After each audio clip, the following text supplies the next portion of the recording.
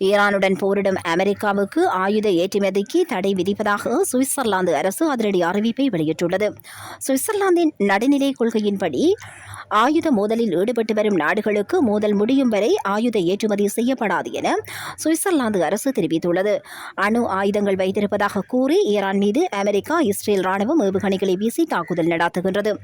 இதனைத் தொடர்ந்து America, Israel மற்றும் அதனுடன் நட்பு கொண்டுள்ள கட்டார், சவுதி அரேபியா, ஐக்கிய அரபு அமீரகம், பஹ்ரைன் உள்ளிட்ட நாடுகள் மீது ஈரான் ராணுவம் போர் அறிவித்து தாக்குதல் நடத்தி வருகின்றது.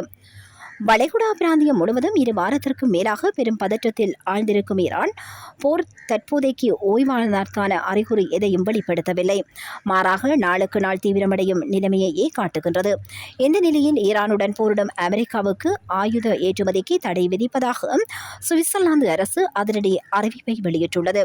சுவிட்சர்லாந்தின் நடுநிலை கொள்கையின்படி ஆயுத மோதலில் ஈடுபட்டு வரும் நாடுகளுக்கு மோதல் முடியும் வரை ஆயுத ஏற்றுமதி செய்யப்பட மாட்டாது என அந்த நாட்டு அரசு தெரிவித்துள்ளது.